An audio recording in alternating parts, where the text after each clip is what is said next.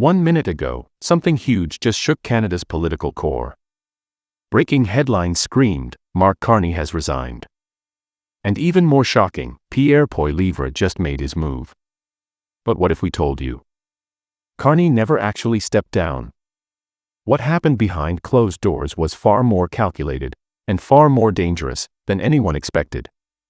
This wasn't a resignation, it was a power trap. And what Pierre Poilievre did next? It might have just flipped the future of Canadian politics upside down. Stay with us, because this is Maple Flash, and this story is just getting started.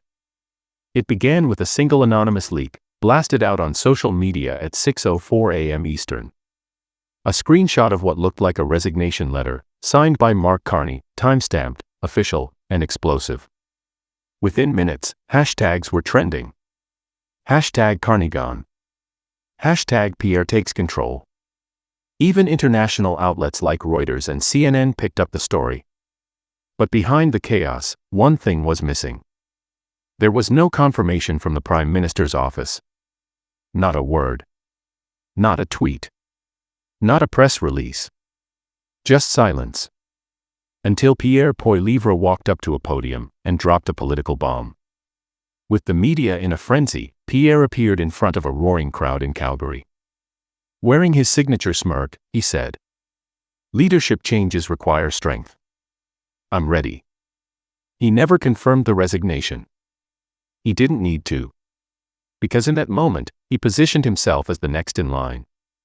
He called for an emergency vote of confidence. He summoned Conservative MPs. He demanded transparency from the Liberal cabinet.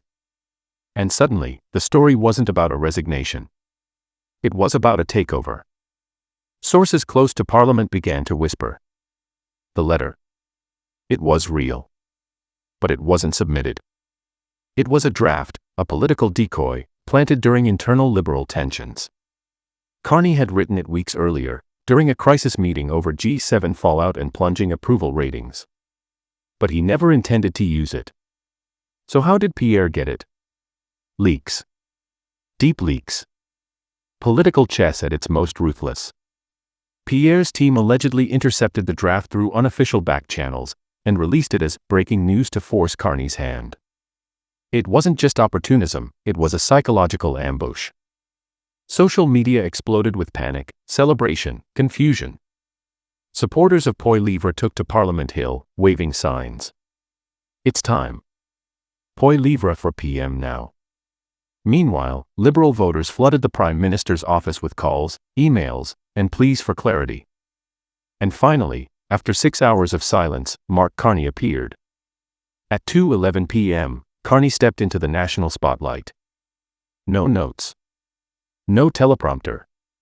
Just cold resolve. He stared down the cameras and said, "I'm still here. And I'm not going anywhere." He called the leak a coordinated act of sabotage, accusing unnamed opposition figures of deliberately misleading Canadians. But here's what caught everyone's attention. He didn't deny the letter. He confirmed it was real. He confirmed it was written. He even admitted he came close to stepping down. But he didn't.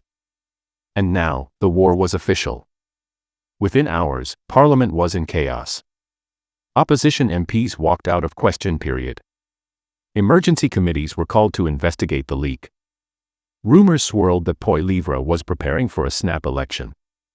Meanwhile, Carney ordered an internal review of every staffer within his circle, looking for the source of the betrayal. Trust was broken. And in Canadian politics, once trust cracks, it never heals clean. This wasn't just political theater.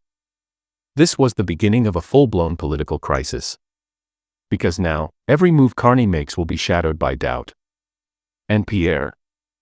He just proved he can shake the country, without holding a single official title.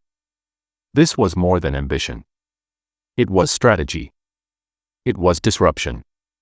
And it was dangerously effective. Mark Carney is still Prime Minister, for now. But Pierre Poilievre just forced him into a corner, using nothing but public perception and a leaked letter. This is no longer a cold rivalry. It's a ticking clock. And the next move could change everything. So what do you think? Was this a political masterstroke, or a dangerous manipulation of democracy? Drop your thoughts in the comments below. Don't forget to like, subscribe, and hit the bell, because this power struggle is far from over. This is Maple Flash, where Canadian politics goes nuclear.